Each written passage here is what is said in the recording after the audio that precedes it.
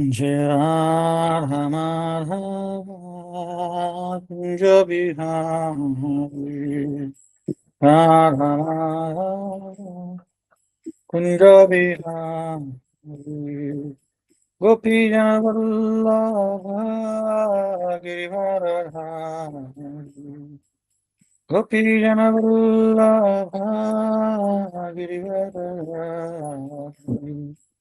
यशोदानंदन व्रजनरंजन यशोदानंदन व्रजनरंजन यशोदानंदन व्रजनरंजन यमुनातीरावनचारी यमुनातीरावनचारी राधा माधव कुंज बिहारी राधा माधव कुंज बिहारी गोपी जन वल्लभ गिरिवरधारी गोपी जन वल्लभ गिरिवरधारी यशोदानंदन व्रजनरंजन यशोदानंदन व्रजनरंजन यशोदानंदन व्रजनरंजन यमुनातीरावनचारी यमुनातीरावनचारी राधा माधव कुंज बिहारी राधा माधव कुंज बिहारी राधा माधव कुंज बिहारी गोपी जन वल्लभ गिरिवरधारी गोपी जन वल्लभ गिरिवरधारी यशोदानंदन व्रजनरंजन यशोदानंदन व्रजनरंजन यमुनातीरावनचारी यमुनातीरावनचारी राधा माधव कुंज बिहारी राधा माधव कुंज बिहारी हरे कृष्ण कृष्ण कृष्ण हरे हरे हरे राम राम राम हरे हरे हरे कृष्ण कृष्ण कृष्ण कृष्ण हरे हरे हरे राम राम राम हरे हरे हरे कृष्ण कृष्ण कृष्ण कृष्ण हरे हरे हरे राम राम राम हरे हरे जय राधा वृंदावन चंद्र राधा वृंदावन चंद्र राधा हे राधा कुंज बिहारी राधा कुंज बिहारी राधा हे राधे जय राधे जय राधे जय श्री राधे गौर हरि बोल हरि बोल हरि बोल निताय गौर हरि बोल जय जय प्रभुपाद प्रभुपाद प्रभुपाद जय जय प्रभुपाद जय जय गुरुदेव गुरुदेव गुरुदेव जय जय गुरुदेव प्रणाम संकीर्तन की जय शुभपाद की जय ओम अज्ञानतिमिरन्धस्य ज्ञानाञ्जनशलाकया चक्षुरुन्मिलितं येन तस्मै श्रीगुरवे नमः श्रीचैतन्यमनोभीष्टं स्थापितं येन भूतले स्वयं रूप कदा मह्यं ददाति स्वपदान्तिकं वन्देऽहं श्रीगुरु श्रीयुतापदकमलं श्रीगुरु वैष्णवांश्च श्रीरूपं साग्रजातां सहगण रघुनाथान्वितं तं सजीवं साद्वैतं सावधूतं परिजनसहितं कृष्णचैतन्यदेवं श्रीराधा कृष्णपादान् सहगणललिता श्रीविशाखामितांश नमो विष्णुपादाय कृष्णप्रेष्ठाय भूतले श्रीमते भक्तिवेदांत स्वामिनीति नाम नमस्ते सारस्वते देवे गौरवाणी प्रचारणे निर्विशेष शून्यवादी पाश्चात्य देशतारणे जय श्री कृष्ण चैतन्य प्रभु नित्यानंद श्री अद्वैत गदाधर शिवासादि गौर भक्तवृंद हरे कृष्ण कृष्ण कृष्ण हरे हरे हरे राम राम राम हरे हरे मूकं करोति वाचालं पंगुं लंघयति गिरिं यत्कृपातमहं वन्दे श्रीगुरुदीनतारणम्। हरे कृष्ण। तो आप सभी का स्वागत है इस रविवार के भगवद कक्षा में। तो हम लोग चर्चा कर रहे हैं दूसरे अध्याय से। तो पहले हम 55 से लेके 60 तक श्लोक पढ़ते हैं और उसके बाद फिर चर्चा को प्रारंभ करेंगे। मेरे पीछे पीछे पढ़िए। आप लाइन को म्यूट पे रखिए, तो फिर डिले आ सकता है। पेज 2.55 श्री भगवान वाच प्रजाहति यदा कामान् सर्वान् पार्थो मनोगतान् आत्मनि एवात्मना तुष्टो चित्तप्रज्ञस्य तदुच्यते।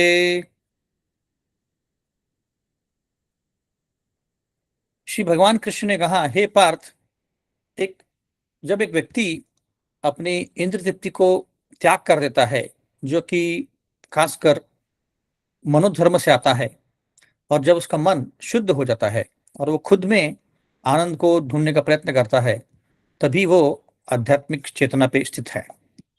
56 दुखेषु अनुदिग्न मन सुखेषु विगतस्पृह वीतरागभय क्रोधः स्थितिर्मुनिरुच्यते। जो व्यक्ति इन तीन तापों से विचलित नहीं होता है, या जब सुख मिलता है तब भी विचलित नहीं होता है, और जो वीत राग भय क्रोध इनसे मुक्त है, वो मुनीर है, चितधीर मुनीर है। 57 यह सर्वत्र तत्तत् प्राप्य शुभाशुभम नाभिनंदन्ति ना दृष्टि तस्य प्रज्ञा प्रतिष्ठिता। इस भौतिक दुनिया में जो अच्छा या बुरा होने से विचलित नहीं होता है, ना ही जब उसका तारीफ होता है या उसको दुख मिलता है, वही सच्चे ज्ञान में है। यथा संभरते छायं कुर्मु अंगानि व सर्वश इंद्रियाणि इंद्रियार्थेभ्यस्तस्य प्रज्ञा प्रतिष्ठिता। जो व्यक्ति अपनी इंद्रियों को कंट्रोल कर सकता है, जैसे एक कछुआ होता है जो अपने सारे इंद्रियों को, एक मिनट,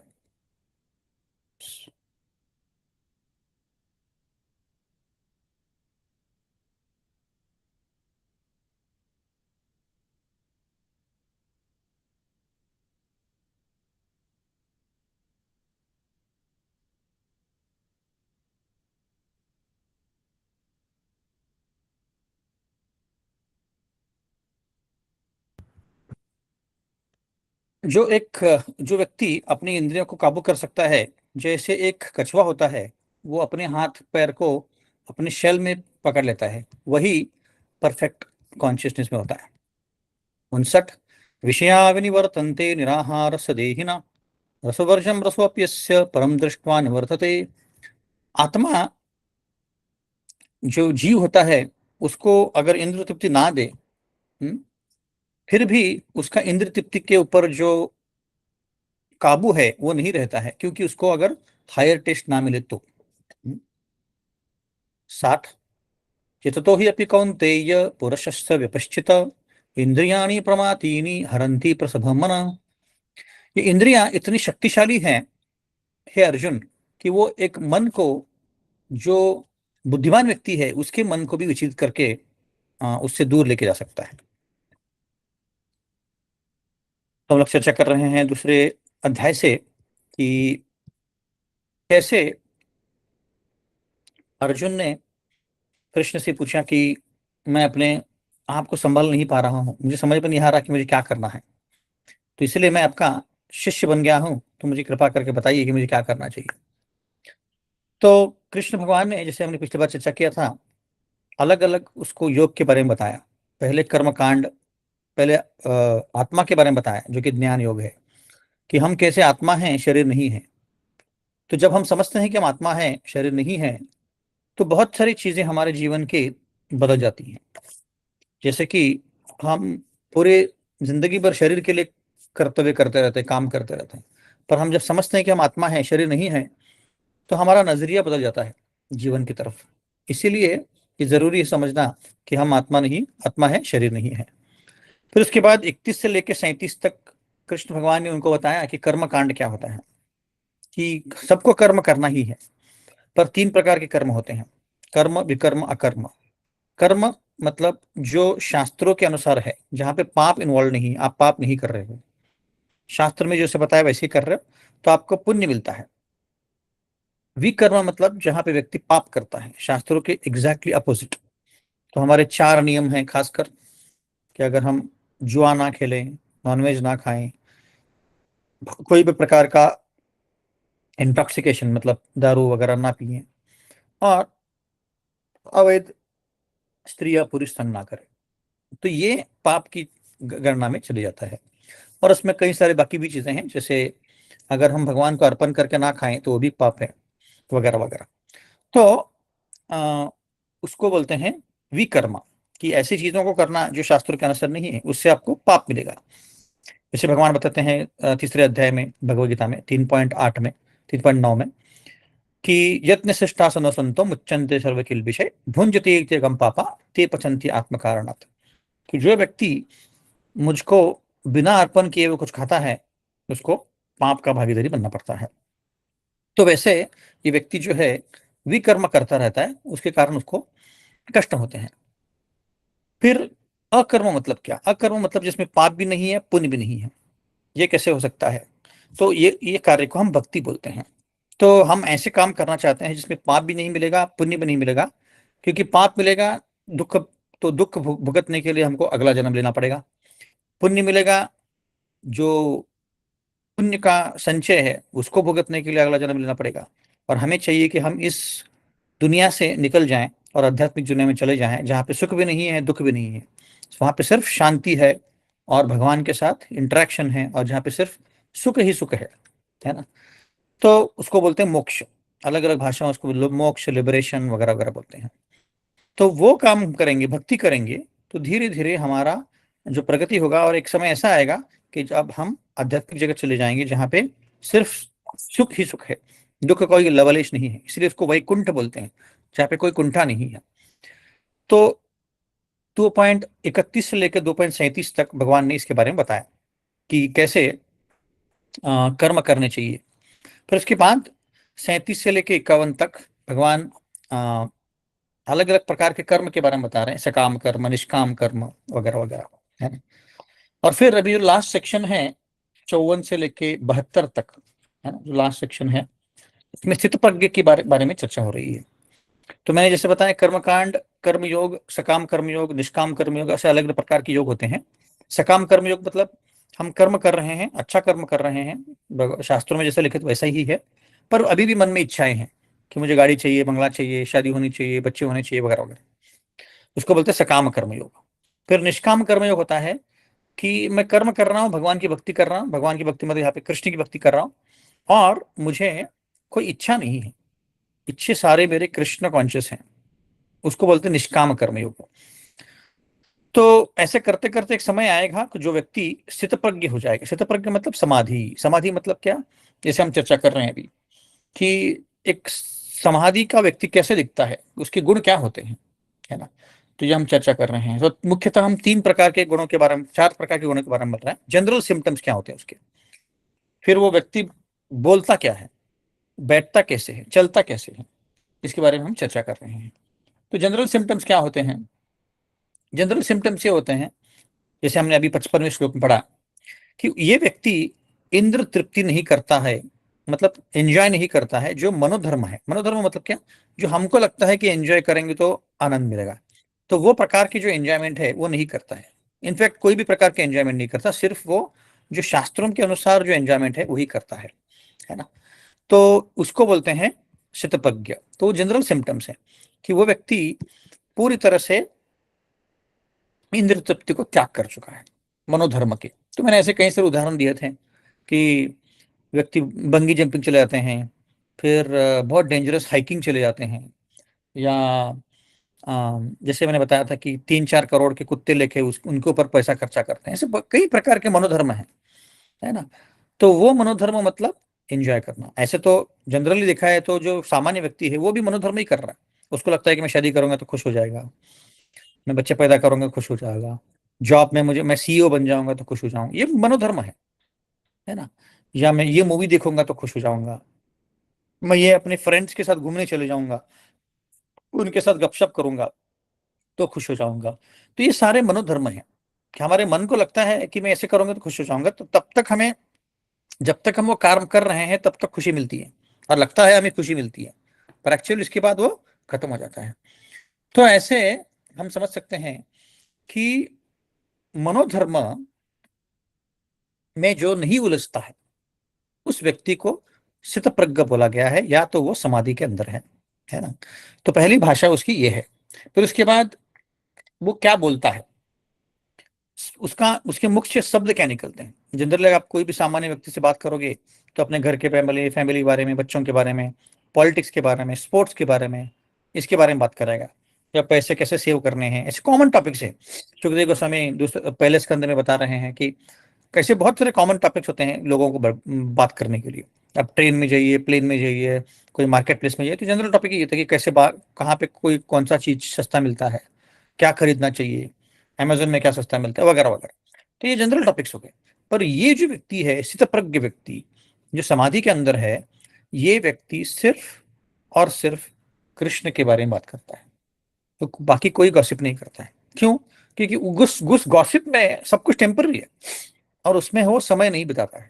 वो सिर्फ भगवान के बारे में बात करते करते अपने चित्त को स्टेबल रखता है। क्योंकि हम जब भौतिक चीजों के बारे में बात करते हैं तो हमारा चित्त भी विचलित हो जाता है। जैसे आप कोई भी न्यूज़पेपर खोलिए तो न्यूज़पेपर के अंदर यही चीजें लिखी होती है कि कैसे किसने किसी को मारा, किसने किसी को रेप कर दिया, किसको एक्सप्लॉइट कर दिया, ईरान और यूएस के बीच में युद्ध चल रहा है। यही चीजें हैं जो हमारे मन को विचलित करेंगी। तो इसीलिए ये व्यक्ति जो है उसमें नहीं घुसता है ना। ऐसे तो इसमें हमने काफी विस्तार में चर्चा किया था कि उसके गुण क्या होते हैं। फिर हमने चर्चा किया कि वो कैसे बोलता है। हम्म, तो कैसे बोलता है मतलब क्या, इंग्लिश में बोलता है, कन्नड़ा में बोलता है, कौन सी भाषा में बोलता है? नहीं, ऐसे नहीं। इसका मतलब है उसका जो बुद्धि है और उसका जो उसके जो शब्द हैं, अलग अलग परिस्थितियों में वो कैसे रिएक्ट करती हैं। जैसे जब उसको प्रेम मिलता है, गुस्सा मिलता है, या न्यूट्रल चीजें मिलती हैं, तो इन सब परिस्थितियों में वो खुद के बुद्धि को और खुद के शब्दों को कैसे यूज करता है ना। तो हमने काफी सारे उदाहरण देखे यहाँ पे कि जब भय होता है तो ये व्यक्ति कैसे बिहेव करता है, जब उसके साथ इंसल्ट होता है तो कैसे बिहेव करता है ना। तो और उसको जब अटैचमेंट होता है, उसका जब गुस्सा आता है, या गुस्सा आने के लिए, जैसे शिला प्रभुपाद बोलते थे कि the greatness of a person has to be estimated by the ability how he tolerates provoking situations. इसका मतलब है जब सारा परिस्थिति ऐसा है कि मुझे गुस्सा आना ही चाहिए, फिर भी मुझे गुस्सा नहीं आ रहा है, उसको बोलते हैं एक व्यक्ति जो ग्रेट है। जैसे शिव जी का हमने उदाहरण दिया था कि शिव जी जो थे, उन्होंने उनके साथ इतना दक्ष प्रजापति ने अपमान किया उनका, फिर भी उन्होंने कुछ उसको बोला नहीं, है ना। तो इसका मतलब है कि जब प्रेम मिलता है, जब गुस्सा मिलता है, तो व्यक्ति कैसे बिहेव करता है। जब भय होता है, हमने एक उदाहरण दिया था रशियन डिवोटी का कि रशियन सोल्जर का, कि वो जब बंदूक लेके आए थे मारने के लिए उसको, यूक्रेन सोल्जर को, तो वो बिल्कुल डरा नहीं, बोला कि तुम मुझे क्या मार सकते हो, मैं तो आत्मा हूँ। जैसे सोक्रेटिस ने बोला था कि जब उसको मारा जा रहा था तो उनको उसको पूछा था कि तुमको तुम्हारे आखिरी शब्द क्या हैं, अब हम तुमको मारने जा रहे हैं। तो सोक्रेटिस ने बोला था कि मुझे तुम मार ही नहीं सकते। तो लोगों ने बोला अरे बस हमारे पास बंदूक है, तुमको मारेंगे हम लोग। तो बोला मुझे तुम पकड़ोगे तो मारोगे। इसका मतलब है आत्मा को तुम पकड़ ही नहीं सकते, तुम मारोगे कैसे? तो वैसे ये व्यक्ति जो होता है दुख में भय में कैसे विचलित नहीं होता है ना, विचलित बिल्कुल नहीं होता है। और सुख और दुख में, सुख दुख के समय कृत्वा लाभा लाभो जया जो, जब सुख और दुख आता है एकदम शांत रहता है, उसके ऊपर असर नहीं पड़ता है। इसको बोलते हैं स्थितप्रज्ञ व्यक्ति। क्योंकि ये व्यक्ति सब कुछ जो भी मिल रहा है भगवान की कृपा पकड़ के ही चलता है। तते अनुकंपा सुसुमिक्षमानो, ब्रह्मा जी बोल रहे हैं 10वें स्कंद में कि एक भक्त जब अगर उसके जीवन में जो भी दुख हो रहा है उसको भगवान की कृपा पकड़ते हुए चले और अपना अपना कर्म करते चले, तो जीवन के अंत में भक्ति करते चले, तो जीवन के अंत में मोक्ष उसका जन्म सिद्ध अधिकार बन जाएगा। मतलब उसको मोक्ष मिलना ही है ऐसे, है ना।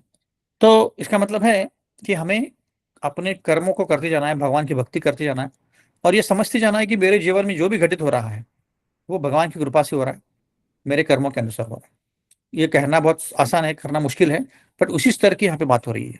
तो जब हम परफेक्ट स्टेट की बात कर रहे हैं, स्थितप्रज्ञ, जैसे तुकाराम महाराज थे, शिला प्रभुपाद थे, ऐसे बड़े बड़े जो सेंट्स हैं, उन्होंने दिखाया हमें कि हम कैसे अविचलित रह के इस दुनिया में रह सकते हैं, क्योंकि हम आत्मा है, शरीर नहीं है ना। तो ये हमने चर्चा की। तो बोलता कैसे, मतलब क्या, उसका बुद्धि और उसके शब्द अलग अलग परिस्थितियों में, जैसे प्रेम मिला, गुस्सा मिला, न्यूट्रलिटी मिला, भय था, गुस्सा आया, तो कैसे रिएक्ट करता है, कैसे शांत रहता है। उसके बाद हमने चर्चा किया कि वो बैठते कैसा है। बैठते कैसा है मतलब क्या, ऐसा नहीं कि कौन से पोस्चर में बैठा है, कुर्सी पे बैठा है, नीचे बैठी, उसकी बात नहीं कर रहे हैं। बैठते मतलब वो अपनी इंद्रियों का कैसे यूज करता है, इस्तेमाल कैसे करता है, इसके बारे में चर्चा हो रही है। तो इंद्रिया जो होती हैं वो भटकती हैं। जैसे अभी हमने कुर्म का उदाहरण दिया, कछुए का उदाहरण लिया। तो कछुआ जो होता है वो जब उसके जीवन में डेंजर आता है तो वो अपने हाथ पैर को अपने शेल में अंदर खींच लेता है। तो वैसे ही जो भक्त होता है, जब उसकी इंद्रियों का काम नहीं है अभी, तो इंद्रियों को अपने अपने अंदर खींच लेता है, मतलब वो इंद्रियों का यूज नहीं करता है ना। अ, जैसे किसी को अगर कोई रोग है और उसको पेशेंट, डॉक्टर ने बोला है कि तुमको नहीं खाना है, तो वो पेशेंट तब नहीं खाएगा क्योंकि उसको अपना तबीयत ठीक करना है। वैसे ही जो भक्त होता है वो अपनी इंद्रियों के ऊपर काबू करता है, जब वो चीज नहीं यूज करना वो नहीं करेगा, है ना। तो जैसे अगर एयरपोर्ट पे जा रहा है और इधर उधर बहुत सारे अट्रैक्टिव चीजें हैं जो उसको नहीं खानी है, तो वो खुद को कंट्रोल करता है, वो बोलता है कि नहीं, अभी मुझे इंद्रियों का यूज नहीं करना है ना। ट्रेन में जाते हो आप, तो बहुत सारी पकौड़ा समोसा वगैरह चीजें आती हैं, तो उसको नहीं खाने का इच्छा होता है, तो वो कंट्रोल करता है खुद को। तो वैसे ही ये जो भक्त है खुद को कंट्रोल करता है ना। तो जब तक हमें हायर टेस्ट नहीं मिलता तब तक हम उसको कंट्रोल नहीं कर पाते हैं, है ना। जैसे वृंदावन का हमने एग्जाम्पल लिया था कि वहां पे जब बंदर होते हैं तो आपका चश्मा, पर्स, मोबाइल खींच लेते हैं या चुरा लेते हैं। जब तक आप उनको कोई बनाना या जूस नहीं देते तब तक वो नहीं देते। वैसे ही हमारे जो इंद्रियां हैं वो इधर उधर भटकेंगी। आपको लगेगा कि मैं मोबाइल पे गेम्स खेलूं, यूट्यूब देखूं, इंस्टा पे जाऊं, मूवी देखूं वगैरह वगैरह, पर आपको उसको हायर टेस्ट देना है। हायर टेस्ट देना है मतलब क्या, कि अगर आपको मूवी देखना ही है तो कृष्ण कॉन्शियस मूवी देखिए, गाने सुनने ही है तो भजन सुनिए, खाना ही है तो भगवान को अर्पण करके खाइए या गोविंदा में खाइए। कहने का तात्पर्य क्या है कि जब उसको हायर टेस्ट मिलता है तो वो लोअर टेस्ट के पीछे नहीं दौड़ेगा। तो ये यहां तक हमने चर्चा किया था। अब इसके आगे हम बढ़ते हैं। तो अभी 60 से लेकर 63 तक हम चर्चा करेंगे, 61 62 तक, कि अगर कोई व्यक्ति भक्ति में नहीं है तो वो कैसे आ, गिर सकता है, इसके बारे में चर्चा करेंगे। चित्तो हि कौन्तेय पुरुषश्च विपश्चित इंद्रियाणि प्रमाथि हरन्ति प्रसवम मना। कृष्ण बता रहे हैं कि जो इंद्रिय होते हैं बहुत बहुत शक्तिशाली होते हैं, मन भी बहुत शक्तिशाली होता है और इंद्रिय भी बहुत शक्तिशाली होती है। जैसे मन के बारे में बताया गया है कि चंचलम ही मन कृष्ण प्रमादि बलवादनम तस्यम निग्रहम मन्ये वायोरसु दुष्करम। अर्जुन बता रहे हैं अभी इसी अध्याय में या तीसरे अध्याय में बताने वाले हैं कि जो मन होता है ये इसके ऊपर काबू करना बहुत मुश्किल होता है। मैं एक बार वायु को काबू कर लूंगा, हवा को काबू कर लूंगा, बट मन के ऊपर काबू करना बहुत मुश्किल है। ऐसे कौन बोल रहा है, अर्जुन बोल रहा है। तो कृष्ण बाद में बोलते हैं उनको कि अभ्यास ये तो कौन ही है, तुम अभ्यास करो, प्रैक्टिस करो मन के ऊपर काबू करने का। तो अगर व्यक्ति कोई मन के ऊपर काबू नहीं कर पाएगा तो क्या होगा, ये यहाँ पे बताया जा रहा है 60 और 61 में। हाँ? तो इंद्रिय इतने शक्तिशाली है अर्जुन कि एक बुद्धिमान व्यक्ति को भी, बुद्धिमान व्यक्ति मतलब को, एक बुद्धिमान व्यक्ति मतलब आईक्यू लेवल हाई की बात नहीं कर रहे हैं, एसक्यू लेवल हाई की बात कर रहे हैं, स्पिरिचुअल क्वेश्चन जिसका हाई है। आईक्यू लेवल जो व्यक्ति हाई होता है उसका हो सकता है कि स्पिरिचुअल क्वेश्चन कम हो। कैसे? क्योंकि उसको बुद्धि है जो है भौतिक बुद्धि है। हम आध्यात्मिक बुद्धि की बात कर रहे हैं। आध्यात्मिक बुद्धि मतलब क्या, कि वो डिस्क्रिमिनेट कर पा रहा है कि अच्छा क्या है बुरा क्या है, मेरे लिए अच्छा क्या है मेरे लिए बुरा क्या है, वो सोच पा रहा है और उसके ऊपर वो काम करता है। इसका मतलब कि मेरे जीवन में, मेरे जैसा भी भक्ति रसामृत सिंधु में एक श्लोक आता है, अनुकूल्यस्य संकल्प प्रतिकूल्यस्य वर्जनम विश्वासो इति चक्षसी इति विश्वासो। इसका मतलब है हमारे जीवन के लिए जो अनुकूल है वो करना है, भक्ति के लिए जो अनुकूल है वो करना है, और भक्ति के लिए जो प्रतिकूल है, प्रतिकूल है मतलब अच्छा नहीं है, वो नहीं करना है ना। तो इसको बोलते हैं डिस्क्रिमिनेशन। इसको बोलते हैं कि अच्छा क्या है मेरे लिए और अच्छा क्या नहीं है। उदाहरण के तौर पे भक्ति में सुबह जल्दी उठना अच्छी चीज है। ब्रह्म मुहूर्त में उठना मतलब जो सूर्योदय होता है, सूर्योदय के पहले 1.5 घंटा उठना ये अच्छी चीज है। तो व्यक्ति जानता है कि मेरे लिए अच्छा है। और रात को लेट सोना ये खराब चीज है, क्योंकि आप लेट सोएंगे तो लेट उठेंगे। तो ये व्यक्ति क्या करता है, बुद्धिमान व्यक्ति जो होता है, मतलब आध्यात्मिक करता है बुद्धिमान, वो जल्दी सो जाता है, 9:30-10 बजे सो जाता है ताकि वो जल्दी उठ पाए। तो उसको बोलते हैं डिस्क्रिमिनेशन। उसको बोलते हैं कि वो सही निर्णय ले पा रहा है ना। अभी मेरे लिए अगर मूवीज देखना अच्छा नहीं है, क्यों अच्छा नहीं है, क्योंकि जैसे मैंने बताया हमारा जो मन है विचलित हो जाता है। मूवी में हम मर्डर देखते हैं, कोई रेप देखते हैं, कुछ किसी के ऊपर अन्याय हो रहा देखते हैं तो हमारा मन विचलित हो जाता है। तो उसके कारण हम मूवी नहीं देखते हैं, और ऑब्वियसली टाइम वेस्ट भी होता है हमारा, क्योंकि हमारे पास टाइम बहुत कम है। भागवतम भगवद गीता पढ़ना है, जपा करना है, जैसे आज एकादशी है तो हमें थोड़ा ज़्यादा जपा पढ़ना चाहिए, क्योंकि एकादशी के दिन अगर हम ज़्यादा जपा करते हैं तो उसका लाभ होता है। तो एकादशी का मतलब ये होता है कि एकादशी के दिन कम से कम शरीर के लिए करो और आत्मा के लिए ज़्यादा से ज़्यादा करो, है ना। तो जनरली भक्त 16 की बजाय 25 माला करते हैं, भागवतम पढ़ते हैं, भगवद गीता पढ़ते हैं, वगैरह वगैरह, है ना। तो इसको बोलते हैं कंट्रोल करना। तो अभी हम कुछ उदाहरण देखेंगे कि अच्छे से अच्छे व्यक्ति भी जो अपने जीवन में बहुत अच्छा काम कर रहे थे और ऐसा समझते थे कि वो बुद्धिमान है ना, वो कंट्रोल नहीं कर पाए, है ना। तो 61 वाले श्लोक में बताया गया है,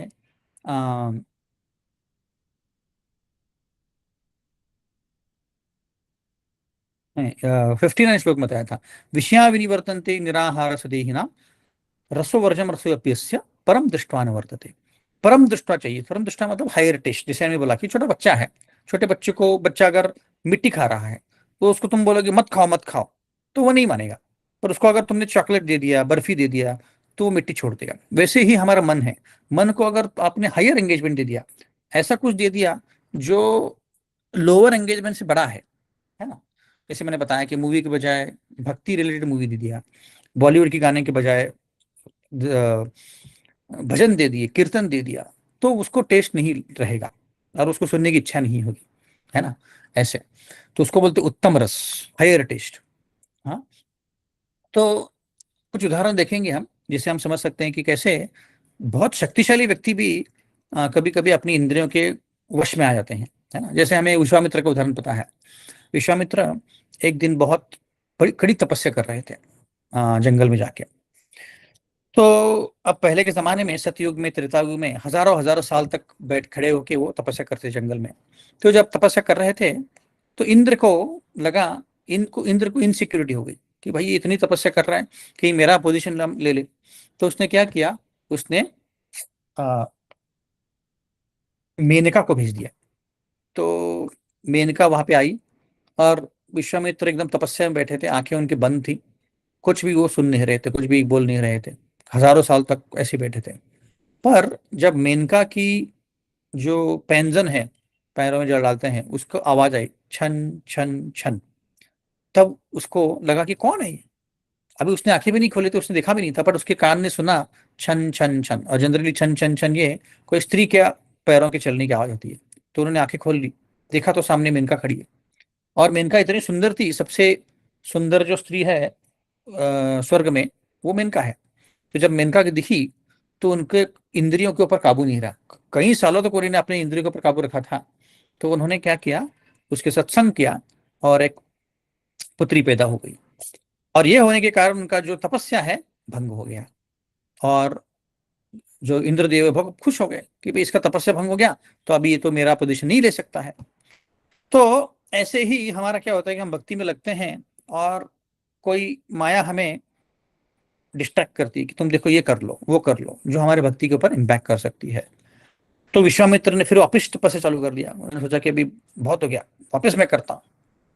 और वापिस कई कड़ी तपस्या कर रहे थे। तो इस बार इंद्र ने रंभा को भेज दिया और बोला कि तुम उनका तपस्या भंग करो। और इस बार जब विश्वामित्र वापिस विचलित हो गए तो वो गुस्सा हो गए कि रंभा मेरा कैसे तपस्या भंग कर सकती है, और उसके ऊपर उसको जलाने के लिए वो भागे थे। तो कहने का तात्पर्य क्या है कि अगर हम अपनी इंद्रियों को भगवान की भक्ति में लगाएं तो हो सकता है कि हम ऐसी चीजों से बच जाएं कि हम विचलित ना हो पाए। जैसे विश्वामित्र जैसे व्यक्ति भी, क्योंकि पूरी तरह से भक्ति में नहीं थे, तपस्या कर रहे थे सिर्फ, वो उनका जो मन है विचलित हो गया। पर हमने पिछले बार उदाहरण देखा था कि हरदास ठाकुर जो कि भगवान के भक्त हैं, साधारण भक्त हैं एक तरह से देखा जाए तो, क्योंकि वो जन्म उनका मुस्लिम फैमिली में हुआ था, बट हैं वो ब्रह्मा, ब्रह्मा जी के अवतार हैं वो।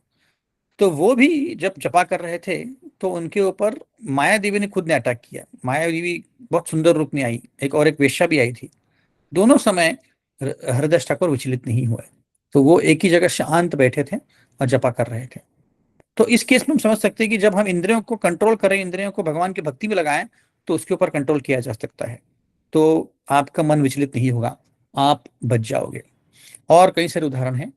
स्वभारी मुनि, स्वभारी मुनि के एक मुनि थे, वो पानी के नीचे बैठ के तपस्या कर रहे थे और बहुत कड़ी तपस्या कर रहे थे।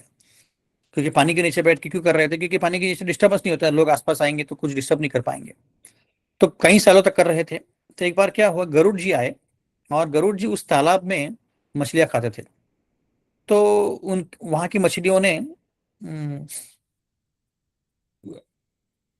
चिल्लाना चालू कर दिया कि अरे गरुड़ जी मछली खाते हैं, गरुड़ जी मछली खाते हैं। सोबारी मुनि ने बोला कि मैं देखता हूँ वो कैसे खाते हैं। तो उन्होंने गरुड़ जी को एक बार श्राप दे दिया कि तुम इस तालाब में आकर मछली खाओगे तो तुम मर जाओगे। तो गरुड़ जी ने ठीक है बोला। पर क्योंकि उन्होंने श्राप दिया एक भक्त को, है ना, तो वो सोबारी मुनि अभी श्राप देके वापस तपस्या करने बैठ गए। पर क्योंकि भक्त को, गरुड़ जी भगवान के भक्त हैं, विष्णु के कैरियर हैं, तो उन्होंने जब श्राप दिया तो सौभारी मुनि का जो पहले जो मन विचलित नहीं होता था, पहले एकदम शांति से वो भक्ति कर पा रहे थे या शांति से तपस्या कर पा रहे थे, पर जब उन्होंने श्राप दिया तो उसका उनको रिएक्शन मिला। रिएक्शन क्या मिला कि अभी बैठे तपस्या करने के लिए तो उनकी आंखें खोल दी। तो आंखें खुली, देखा तो दो मछलियां एक दूसरे के साथ एंजॉय कर रहे हैं। उसको देख के सौभारी मुनि के मन में इच्छा हो गई कि मुझे भी एंजॉय करना चाहिए। तो उन्होंने तपस्या पर से छोड़ दिया, पानी के बाहर आ गए और मंधाता नामक एक राजा था उसके पास चले गए, उसी एरिया में था। और उसको जाके उन्होंने बोला कि भाई तुम्हारी जो 11 लड़कियां हैं उसके साथ मुझे शादी करनी है। राजा ने बोला कि भाई पता कहाँ से पता नहीं आ गया, क्योंकि वो अभी बहुत सालों के बाद पानी में थे, तो उनका शरीर पूरा, उसका स्किन एकदम खराब हो गया था, डीके हो गया था और एकदम बूढ़े हो गए थे, दाढ़ी बढ़ गई थी, बाल बढ़ गए थे। तो राजा ने बोला कि पता नहीं इसके साथ मैं शादी कैसे कराऊं अपनी बेटियों की। पर मना भी नहीं कर सकते क्योंकि मना करेंगे तो वो साधु जो है श्राप दे देगा। तो उन्होंने बोला कि भाई मैंने अपनी बेटियों को अपना अपना इंडिपेंडेंस दिया है कि वो कैसे शादी किसके साथ करना चाहती है, तो आप उनको जाके पूछ लो। तो फिर सौबारी मुझे समझ गए कि इस वेश में मैं जाऊंगा तो मैं बिल्कुल भी पसंद नहीं आऊंगा इनको। तो उन्होंने अपनी योग तपस्या से, योग बल से खुद को सुंदर बना दिया और खुद को 8 रूपों में उन्होंने एक्सपांड कर दिया। और फिर जब वो उस लड़कियों के पास सामने गए, प्रिंसेस के सामने, तो सब सारे जो प्रिंसेस थे एकदम खुश हो गए इनको देख के, क्योंकि कितने सुंदर बने थे, राजपुत्र जैसे बने थे वो। और उनकी शादी हो गई। तो 11 लड़कियों के साथ उनकी शादी हो गई। अब वो उन्होंने क्या किया, बहुत बड़े बड़े पैलेसेस बनाए, 11 पैलेसेस बनाए और उसमें 8 अलग अलग अवतारों में रह रहे थे वो, क्योंकि वो यौगिक बल था उनके पास। तो उसके कारण वो खुद को एक्सपांड कर पाए और उस एक्सपांशन के कारण वो वहां पे रहने लग गए। और ऐसे हजारों साल तक वो शादी करके बच्चे पैदा किए और बहुत बड़ा सिटी भी बन गया उनका, और वहां पे रहने लग गए। और कई सालों के बाद एंजॉय करने के बाद उनको समझ में आ गया कि यार ये क्या कर रहा हूँ मैं तो तपस्या करने निकला था, पानी के अंदर तपस्या कर रहा था, और यहाँ पे आके मैं शादी करके वापस मैंने एक सिविलाइजेशन बिठा लिया है। तो वहीं पे छोड़ के वापस तपस्या करने चले गए। तो कहने का तात्पर्य यह है कि कितना भी शक्तिशाली व्यक्ति हो, इंद्रिय जो है उसको उसको खींच लेती हैं और उसको ऐसा काम करने के लिए बोलती हैं जो सही नहीं है। हमने बिल क्लिंटन का उदाहरण देखा है, आप में से कुछ लोगों ने सुना होगा बिल क्लिंटन का नाम, जो हमारे एक्स यूएस के प्रेसिडेंट थे। तो वो भी अपने एक इतने शक्तिशाली थे कि पूरे यूएस को कंट्रोल करते हुए पूरे देश को, पूरे दुनिया को कंट्रोल कर रहे थे एक समय पर उस उनके एक ऑफिस में मोनिका लेविंस्की करके एक सेक्रेटरी थी उनकी, उनके साथ उनका अफेयर चल रहा था और कई दिनों के बाद उसका पता चला, उनको बहुत उसका झेलना पड़ा। बहुत बहुत एडवर्टाइजमेंट हो गया उसके बारे में कि कैसे उनका अफेयर चल रहा है वगैरह वगैरह। उसके बाद मैं एक ऑफिस में कंपनी में काम कर रहा था, बहुत बड़ी कंपनी है। तो उसमें एक बहुत बड़े पद पे एक व्यक्ति था। इस व्यक्ति ने बचपन से ही लेके सब कुछ अपने बलबूते पे कमाया था और ये कंपनी का वो हेड ऑफ सेल्स था, बहुत बड़े पदवी पे था और इतना अच्छा काम करता था वो कि उसके जो सीईओ थे उसको ब्लू आइड बॉय बोलते थे। ब्लू आइड बॉय मतलब चहीता व्यक्ति, टॉप 10 में था उस कंपनी में। जैसे ही कस्टमर के पास बात करने आता, उनको कन्विंस कर देता कि आपको मुझे हमें बिजनेस देना चाहिए, और बिजनेस मिल जाता। तो उनका एक्सपांड हो रहा था बिजनेस। पर उसका एक वीकनेस था, उसको अपने सेक्रेटरी के साथ प्यार हो गया। तो उनका अफेयर चलता था और ये यूएस की बात है, इंडिया की बात नहीं है। तो यूएस में वो रह रहे थे, तो उनका सेक्रेटरी के साथ प्यार हो गया और उनका अफेयर चल रहा था। उसकी पत्नी और बच्चों को पता नहीं था। एक दिन उसकी पत्नी को फोन आया उसके फ्रेंड से कि मैंने तेरे पति को एक लड़की के साथ घूमते हुए देखा है। तो उस पत्नी ने उस व्यक्ति को आने के बाद बोला, देखो भाई, अगर तुम अपनी पत्नी के साथ रहो, मेरे साथ रहो, या उस लड़की के साथ रहो। तो उन्होंने रात भर सोचा और फिर दूसरे दिन उस लड़की को उस कंपनी से निकाल दिया। अब क्या है कि यूएस में रूल्स बहुत स्ट्रिक्ट हैं। तो उस लड़की ने इसको सू कर दिया, कोर्ट केस कर दिया कि मुझे, मेरे साथ हैरेसमेंट हुआ है, एक्सप्लॉयटेशन हुआ है और मुझे कंपनी से निकाल दिया गया है वगैरह वगैरह, ऐसे बहुत बड़ा केस कर दिया। तो उसका बहुत लंबा केस चला। फाइनली उसने आउट ऑफ कोर्ट सेटलमेंट कर दिया, जिसमें उसको $20 मिलियन देने पड़े और फिर उसको अपना जॉब भी गंवाना पड़ा। तो कहने का तात्पर्य क्या है कि ऐसा बड़ा व्यक्ति जो इतना टैलेंटेड है, जॉब इतना जबरदस्त कर रहा है, टॉप 10 में है कंपनी में और इतना बड़ी पदवी पे है, फिर भी ऐसी चीजों से वो फंस जाता है। इनफैक्ट आगे जाके ऐसा होता है कि उसको उसका उसका और एक जॉब मिल जाता है और एक वो बहुत बड़ा सीईओ बनता है और वापस स्टोरी रिपीट होती है। इसका मतलब और एक अफेयर होता है उसका। तो कहने का तात्पर्य यह है कि व्यक्ति कितना भी शक्तिशाली क्यों ना हो, विश्वामित्र क्यों ना हो, सौभारी मनु क्यों ना हो, जब इंद्रियां अटैक करती हैं इंद्र तृप्ति के लिए, तो व्यक्ति कंट्रोल नहीं कर सकता। तो बहुत मुश्किल होता है उसके लिए। इसलिए भक्ति में मन को शुद्ध करना चाहिए और भक्ति में व्यक्ति को अपने मन को काबू में रखने का प्रैक्टिस करना चाहिए। भगवान बोल रहे हैं कि अभ्यास नहीं तो कौन थे, प्रैक्टिस करो तुम कंट्रोल करने का। कि मन जब बोल रहा है कि तुम ये करो, तो बोलो कि नहीं, मेरे लिए यही अच्छा है, मैं करूंगा। सुबह जब 4 बजे अलार्म बजता है, मन बोलता है कि नहीं नहीं, अभी रात को लेट सोया था और सोना चाहिए, दिन बहुत लंबा है वगैरह वगैरह। तो मन के ऊपर काबू करो, बोलो कि नहीं, तुमको 4 बजे उठोगे तो तुम्हारा जपा अच्छा होगा, उठो अभी। ऐसे करके हमको उसको कंट्रोल करना चाहिए, है ना। एक बार रामानुजाचार्य बहुत बड़े भक्त थे साउथ इंडिया में, श्रीरंगम में और उस एरिया में, मेलकोटे में, श्रीरंगम में। उनके अलग अलग समाज है श्री श्री संप्रदाय का। तो वो एक प्रोसेशन चल रहा था, तो उस प्रोसेशन में भाग रहे थे। तो उस प्रोसेशन में रंगनाथ का बहुत बड़ा प्रोसेशन निकल रहा था।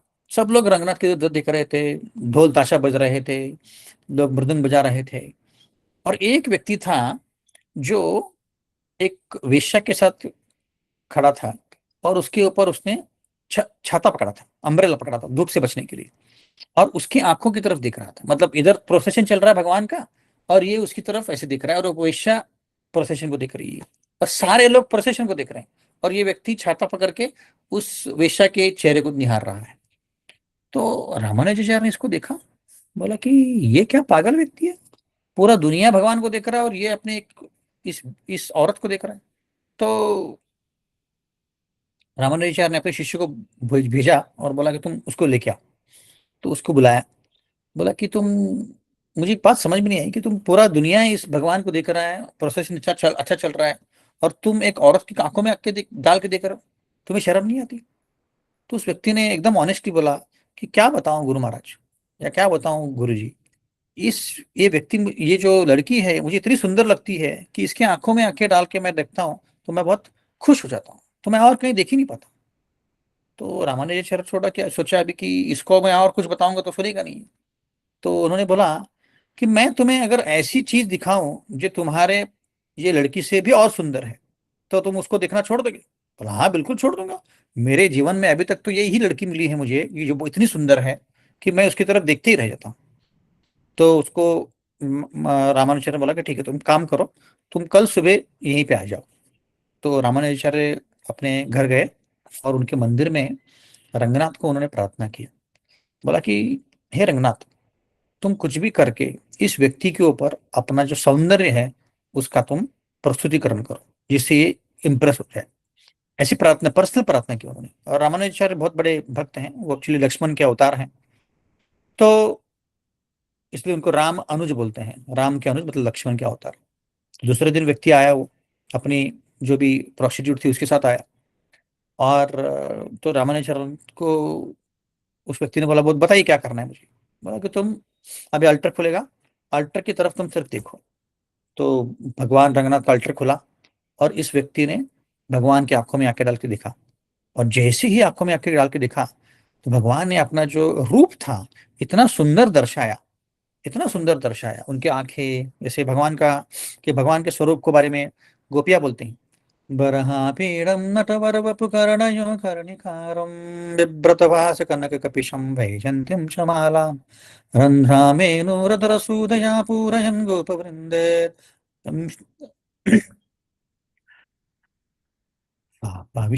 गीत कीर्ते। गोपियां बोल रही हैं कि भगवान जो है बरहा पीडम, अपने सर के ऊपर एक मोर मुकुट लगाते हैं। बरहा पीडम नटवर, नटवर के खड़े खड़े हैं, तीन जगह में मुड़ के खड़े हैं। बरहा पीडम नटवर वपुकर्णयो, कानों में कुंडल डाला है, ऐसा उनका पूरा डिस्क्रिप्शन करती है। तो भगवान बहुत सुंदर है। तो वो सौंदर्य उन्होंने पर्सनली उसको दिखाया, तो उस सौंदर्य के कारण वो व्यक्ति एकदम स्तब्ध हो गया, स्टंड हो गया। वो बोला कि अरे ऐसे सौंदर्य मैंने कभी देखा ही नहीं। तो उसके बाद वो भक्त बन गया और उसने सब कुछ त्याग कर दिया। तो रामानुजाचार्य ने बोला कि तुम एक काम करो, तुम उसी स्त्री से शादी कर लो और दोनों मिलके भगवान की भक्ति करो। और फिर दोनों ने शादी करके भगवान की भक्ति करना चालू कर दिया और बहुत बड़े भक्त बन गए। तो कहने का तात्पर्य कि जब तक हमें हायर टेस्ट नहीं मिलता है, तो तब तक हम लोअर टेस्ट नहीं छोड़ेंगे। तो कई सारे उदाहरणों से हमें दिखता है। और यमुनाचार्य करके बहुत बड़े भक्त हुए हैं। वो भी, वो छोटे थे 5-6 साल के, तब उनके गांव में एक बहुत बड़ा पंडित आया था। और उस पंडित ने डिक्लेयर कर दिया कि मेरे साथ जो भी डिबेट करेगा, उस समय 2-3 हज़ार साल पहले डिबेट्स बहुत बड़े स्पोर्ट्स हुआ करता था, जैसे आजकल आईपीएल है, फुटबॉल है वगैरह वगैरह। तब के समय में डिबेट्स बहुत ज्यादा फेमस थे कि आप डिबेट्स करोगे और जो जीतेगा वो सबसे बड़ा मानते थे। तो एक पंडित आया था, उसने बोला कि मेरे साथ जो डिबेट करेगा, जीतेगा जी का, उसको मैं विजय पत्र दूंगा।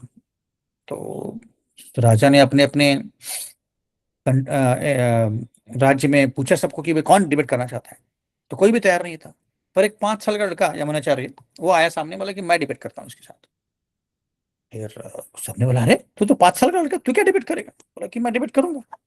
और राजा ने बोला था कि जो इस डिबेट में इस पंडित को हराएगा, उसका 50% मेरा राज्य में दूंगा, क्योंकि अभी उस राजा के इज्जत का सवाल था। अगर वो हार जाएगा तो उसकी इज्जत डाउन हो जाएगी, इसलिए उसने बोला कि मेरा आधा राज्य दे दूंगा उसको। तो उस लड़के ने आधे घंटे में ही उस पंडित को हरा दिया, इतना वो इंटेलिजेंट लड़का था। और फिर उसको राज्य मिल गया, आधा राज्य। और वो रहन तो आधा राज्य का राजा बन गया वो। तो धीरे धीरे बड़ा होते हुए राजा बन के वो ऐशो आरामत में रह रहा था, पूरा ऐश कर रहा था, एंजॉय कर रहा था।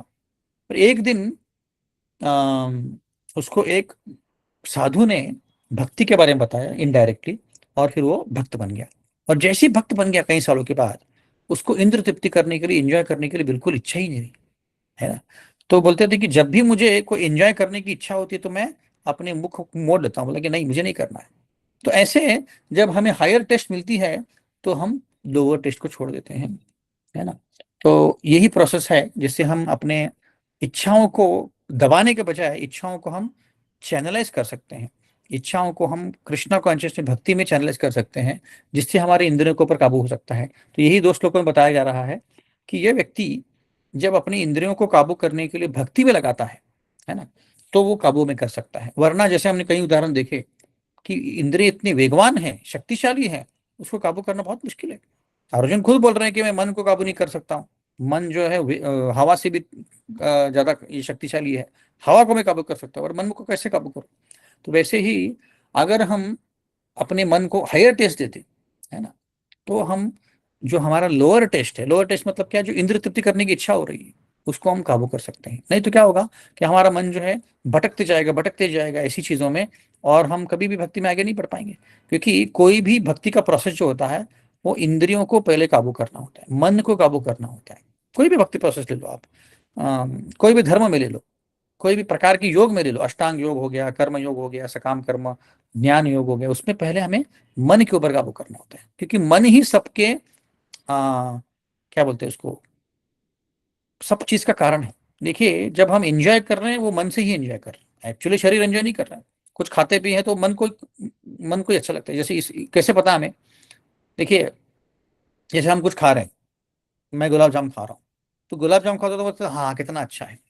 पर वही अगर हम कोई ट्राइबल एरिया में जाएंगे या चाइना में जाएंगे, तो वो लोग सांप वगैरह खाते हैं। सांप खाता है कोई, वो लिजर्ड खाते हैं। अब वो लिजर्ड और सांप को देख के हमें ब्लॉक होता है, मतलब हम वो सोच ही नहीं सकते कि व्यक्ति कैसे खा सकता है। देखिए, फिर 2 इंसान हैं, एक वो कोई गंदा चीज खा के खुश हो रहा है, और यहाँ पे एक गुलाब जामुन खा के खुश हो रहा है। इसका मतलब ये सब मन का खेल है। उस व्यक्ति को ट्रेन किया गया है कि वो गंदा खाएगा तो उसको खुश हो जाएगा, और यहाँ पे हमें ट्रेन किया गया कि अच्छी चीज खाएंगे तो हम खुश हो जाएंगे। ये सब मन का खेल है ना। तो वैसे ही मन के ऊपर काबू करना बहुत बहुत ही जरूरी है, क्योंकि सब कुछ मन के द्वारा चल रहा है। कोई आपको परेशान कर रहा है तो मन का ही खेल है, कोई आपको लग रहा है खुशी दे रहा है, वो भी मन का खेल है।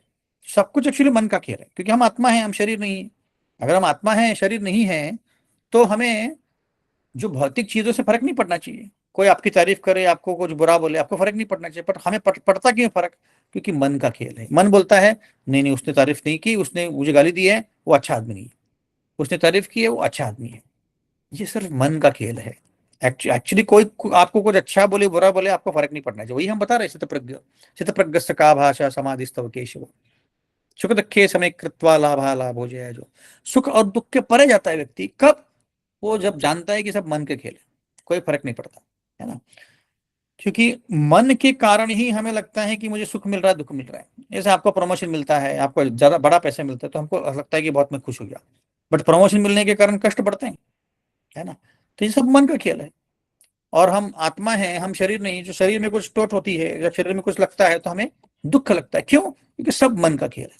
तो मन को काबू करना सीखेंगे कैसे? भगवान की भक्ति में अगर मन को लगाएंगे।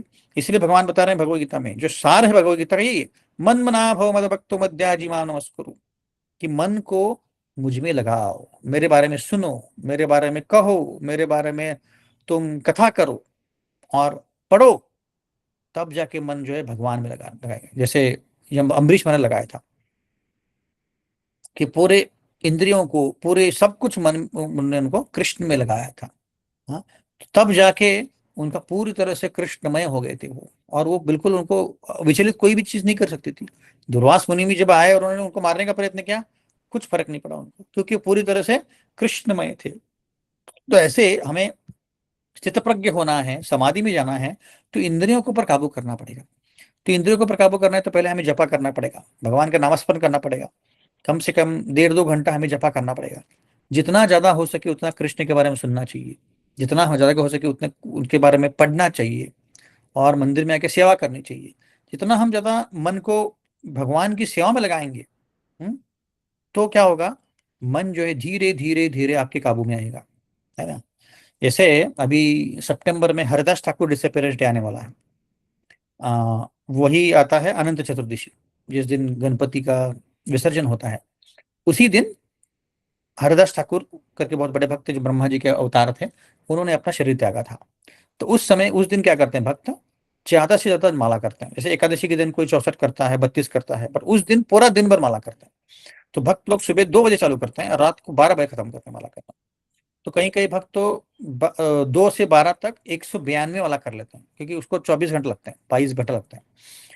तो उस समय आप देखेंगे कि रोज हम जब 16 माला करते हैं तो मन कठिन, बहुत परेशानी करता है, बोले कि नहीं ये रह गया, ऑफिस का काम है, ये काम है, परेशानी है, वो है, वो है, बहुत सारा परेशानी करता है। पर जिस दिन हम पूरा दिन जपा करते हैं, सुबह से लेके शाम तक, रात तक, तो मन बिल्कुल कुछ नहीं करता। मन को पता है कि ये पागल व्यक्ति बैठा है, ये सिर्फ जपाई करने वाला है, कुछ और कुछ नहीं करेगा, भगवान का नाम लेगा। तो ऐसे मन के ऊपर काबू होता है। फिर आप नेक्स्ट नेक्स्ट डे 16 माला करो, एकदम आसानी से हो जाता है, क्योंकि मन बोलता है कि अभी पिछले दिन तो इसने 192 किया था, अब तो 16 ही करने वाला है, तो मैं शांति से करता हूँ। तो ऐसे मन को प्रैक्टिस करना सिखाना पड़ेगा कि तुम भगवान की भक्ति में अपने मन को लगाओ। जैसे अभी जन्माष्टमी आने वाली है, 3, 4, 5 में, 4 तारीख को जन्माष्टमी है, सितंबर में। तो जन्माष्टमी के दिन पूरा हम भगवान की सेवा में खुद को अर्पण कर देते हैं।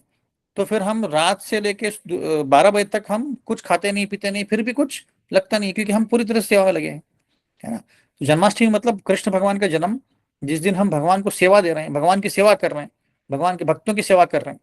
तो सब कुछ देना है हमें, जैसे बर्थडे किसी का होता है तो हम जाके उसको कुछ देते हैं, गिफ्ट देते हैं। तो जन्माष्टमी के दिन हम भगवान को खुद को अर्पण कर रहे हैं कि मैं पूरी तरह से अपने मन को, शरीर को, जो भी मेरे पास है, आपको अर्पण कर रहा हूँ भक्ति में। तो उसको बोलते हैं इंद्रियों को भगवान की सेवा में लगाना। तो ऐसे करते करते हमारी इंद्रिय भी प्रैक्टिस हो जाएंगी उनको। जैसे मैंने 18 साल पहले जब जपा चालू किया था, तो एक माला करने के लिए मुझे 10 मिनट 12 मिनट लगते थे, और बहुत मुश्किल लगता था करना। ऐसा लगता कि ये 12 मिनट 10 मिनट कितने लंबे हैं। पर अभी 16 माला के लिए 2 घंटा लगता है, तो आसानी से हो जाता है। क्यों? क्योंकि उसको प्रैक्टिस हो गया, अभी मन को पता है कि ये सुबह उठ के जपा करेगा। तो ऐसे हमें मन को प्रैक्टिस कराना है, धीरे धीरे इंद्रियों को भगवान की सेवा में लगाने का। उससे क्या होगा कि हम जो हमारे लिए अच्छी चीजें नहीं है, जैसे टीवी देखना, मूवी देखना, सीरियल देखना, इंस्टा पे जाना, ज्यादा देर तक न्यूज देखना, ये हमारे लिए अच्छा नहीं है, क्योंकि हम नेगेटिव चीजें हमारे ऊपर ले रहे हैं। तो उसको हम धीरे धीरे धीरे कम कर सकते हैं, है ना। तो ऐसे करते करते हम इंद्रियों को काबू कर सकते हैं, और फिर भक्ति में आगे बढ़ सकते हैं। हरे कृष्णा। कोई प्रश्न है किसी को? Namaste, Prabhuji. I Hare have a Krishna. question. Hare Krishna. Hare Krishna. प्रभु जी, ऐसी जन मैं इधर क्या ऑब्जर्व कर रहा हूँ, सो लोग अभी may be when we are passing on the road, hmm. हमको कोई लाइट भगवान का मंदिर दिखा है, भगवान का मूर्ति हमको दिख रहे बाहर से, हम्म। पीपल जस्ट ऐसा नमस्कार करके चल जाते, नहीं तो ऐसा 1 minute they just stay and do that. Correct. But they don't follow some rules like they don't remove their footwear, so something like that. Correct. And some people wear caps and all, they don't remove that. So I just feel that, maybe it's a kind of good way that we are respecting God, because हमको देख के और दो लोग ऐसे ही करेगा. So इससे ऐसा भक्ति को भगवान will bless us. So I'm just wondering, maybe, हाँ हाँ। yeah, correct correct. bhakti is related to heart, but still I just have a question related to this physical correct correct. appearance and correct correct. Correct activity. Correct. तो जो भक्ति होती है 4 स्तरों में होती है। तो पहला स्तर जो होता है उसको बोलते हैं कि भय के रूप में भक्ति करना, कि भय है मुझे कि भगवान मेरे साथ कुछ बुरा करेंगे, मेरा कुछ गड़बड़ हो जाएगा, उस रूप में भक्ति करते हैं। जैसे एक बार एक ब्रह्मचारी जा रहे थे तो ट्रेन स्टेशन में, तो एक व्यक्ति आया और उसने उनके मुंह पे एक से फ्लायर मारा मारा और बोला कि worship Jesus, otherwise you will be condemn to hell for eternity. मतलब जीसस क्राइस्ट को तुम उनकी पूजा करो, नहीं तो तुम नरक के लिए हमेशा के लिए चले जाओगे। इसका मतलब ये भय के रूप में भक्ति हो रही है कि तुम भक्ति नहीं करोगे तो जीसस तुम्हें मार डालेंगे या जीसस तुम्हें नरक भेज देंगे। तो ये एक स्तर है जिसमें भय से भक्ति करते हैं। जैसे कई कई लोग होते हैं कि उनको लगता है कि नहीं नहीं, हफ्ते में एक बार तो मंदिर जाना चाहिए, नहीं तो फिर मेरा गड़बड़ हो जाएगा। मैंने अभी जैसे अभी गणपति आने वाली है, गणपति के समय में अगर गणपति की पूजा नहीं करूंगा, मेरा मेरा जीवन में कुछ बाधा आएंगी। ऐसा नहीं है। देखिए, भगवान गणपति को और कोई काम नहीं है कि आपको परेशान करने के बजाय। गणपति जो है सिर्फ आपके साथ आदान प्रदान करते हैं। आप अगर भक्ति करेंगे तो आपके लिए जो अच्छा है वो देंगे आपको, पर अगर नहीं करेंगे तो ऐसा नहीं गणपति आपके ऊपर क्रोध दिखाएंगे, नहीं। हमारे जीवन में जो भी गड़बड़ हो रही है वो हमारे कर्मों के अनुसार हो रही है ना। तो इसको बोलते हैं भय के स्तर पे भक्ति करना, वो सबसे लोएस्ट है। उसके बाद आता है डिजायर। कोई इच्छा होती है मन में कि मुझे कुछ करना है, मुझे चाहिए, मुझे बंगला चाहिए, गाड़ी चाहिए, ये चाहिए, ऊपर चाहिए, है ना। तो उसको बोलते हैं डिजायर, इच्छा। कई सारे लोग इसी के ऊपर लेवल पे करते हैं। उसके बाद आता है ड्यूटी, कि मेरी ड्यूटी है भगवान की भक्ति करना, मेरे माता पिता, उनके माता पिता भक्ति करते थे, मुझे भी करना है। ज्यादा फिलोसफी नहीं पता, पर मुझे पता है कि ड्यूटी वो बेटर है स्टेज, क्योंकि मुझे ड्यूटी के स्तर पे कर रहा हूँ। और फाइनल है प्रेम के स्तर पे, कि मुझे प्रेम है कृष्ण से, इसलिए मैं कर रहा हूँ, है ना। तो भगवान क्या करते हैं, चारों स्तर के भक्तों को आदान प्रदान करते हैं, सबका भक्ति एक्सेप्ट करते हैं, है ना। पर जो भय के स्तर पे करता है कृष्ण भगवान, उसको ज्यादा, मतलब उनका जो रेसिप्रोकेशन है, आदान प्रदान है, बहुत कम होता है ना। जैसे हमारे भी कई सारे भक्त होते हैं, हमारे कई सारे फ्रेंड्स होते हैं, कोई फॉर्मल होते हैं जो ऑफिस में हाई हेलो के लिए होते हैं, कोई हमारे स्कूल के कॉलेज के फ्रेंड्स हैं जो बहुत एकदम क्लोज हैं, तो उनके साथ आदान प्रदान हमारा अलग है।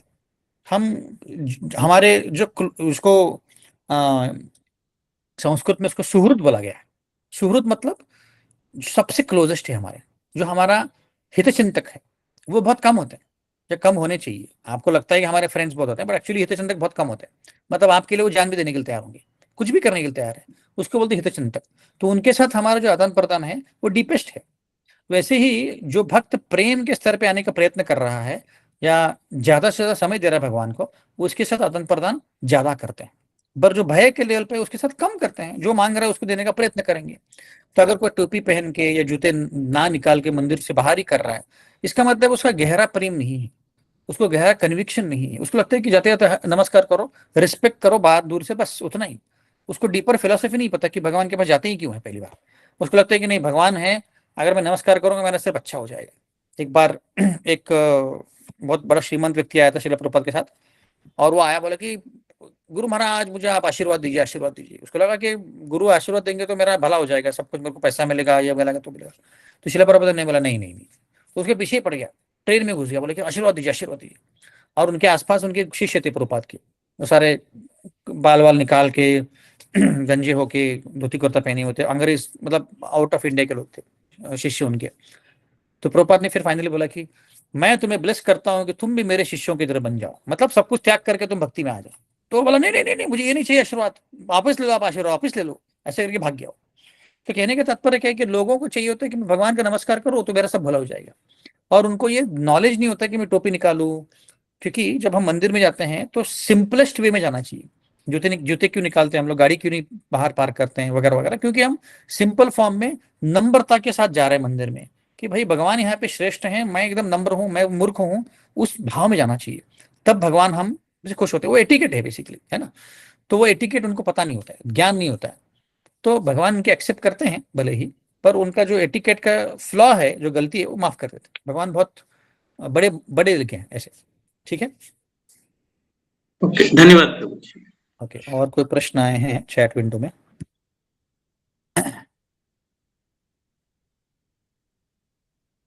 हम we should not watch movies to avoid but can we watch movie and Bhagwan Krishna? Definitely.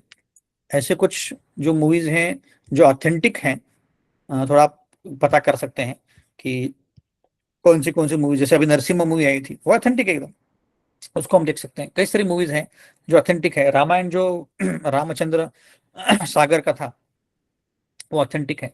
तो ऐसी मूवीज हम देख सकते हैं जिससे हमारा जो चित्त है विचलित ना हो, जिससे हमें हमारा जो हमें थोड़ा एंजॉय भी करने मिले, और हमारा चित्त भी विचलित ना हो, है ना। और कभी कभी हम देख सकते हैं, ये नहीं बोल रहा कि पूरा ही बंद कर दो। अगर हम अभी, जैसे एक व्यक्ति से मिला था जो रोज मूवी देखता है, व्यक्ति रोज एक ना एक तो मूवी देखते है, उसको बिना उसको नींद नहीं आती है। तो अगर आप रोज देख रहे हो तो कम से कम हफ्ते में एक कर दो, धीरे धीरे फिर महीने में एक बार कर दो, फिर 3 महीने में एक बार कर दो, ऐसे करते करते कम कर दो, है ना। क्योंकि सडनली बंद कर दोगे तो फिर वो रिवोल्ट करेगा मन। उससे अच्छे धीरे धीरे धीरे उसको कम कर दो, और फिर धीरे धीरे उसको रिप्लेस कर दो।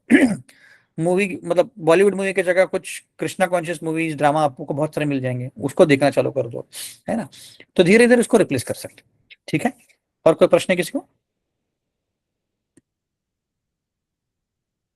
ठीक है, तो कोई प्रश्न नहीं, तो हम 2 मिनट के लिए कीर्तन करेंगे, उसके बाद फिर बंद करेंगे। हरे कृष्ण, हरे कृष्ण, कृष्ण कृष्ण हरे हरे, हरे राम, हरे राम, राम राम, हरे हरे, हरे कृष्ण, हरे कृष्ण, कृष्ण कृष्ण हरे हरे, हरे राम, हरे राम, राम राम, हरे हरे, हरे कृष्ण, हरे कृष्ण, कृष्ण कृष्ण हरे हरे हरे राम हरे राम राम राम हरे हरे हरे कृष्ण कृष्ण कृष्ण हरे हरे हरे राम राम राम हरे हरे हरे कृष्ण कृष्ण कृष्ण हरे हरे हरे राम राम राम हरे हरे हरे कृष्ण कृष्ण कृष्ण हरे हरे हरे राम हरे हरे हरे कृष्ण कृष्ण कृष्ण हरे हरे हरे राम हरे हरे कृष्ण कृष्ण कृष्ण हरे हरे हरे राम राम राम हरे हरे हरे कृष्ण कृष्ण कृष्ण हरे हरे हरे राम राम राम हरे हरे हरे कृष्ण कृष्ण कृष्ण हरे हरे हरे राम हरे हरे हरे कृष्ण कृष्ण कृष्ण हरे राम हरे हरे कृष्ण कृष्ण कृष्ण हरे हरे हरे राम राम राम हरे हरे हरे कृष्ण कृष्ण कृष्ण हरे हरे हरे राम राम राम हरे हरे हरे कृष्ण कृष्ण कृष्ण हरे हरे हरे राम हरे हरे हरे कृष्ण कृष्ण हरे हरे हरे राम हरे हरे कृष्ण कृष्ण कृष्ण हरे हरे हरे राम राम राम हरे हरे प्रणाम संकीर्तन की जय श्री रूपा की जय। हरे कृष्ण। बहुत बहुत धन्यवाद जुड़ने के लिए। Thank you so much. Hare Krishna प्रभु जी।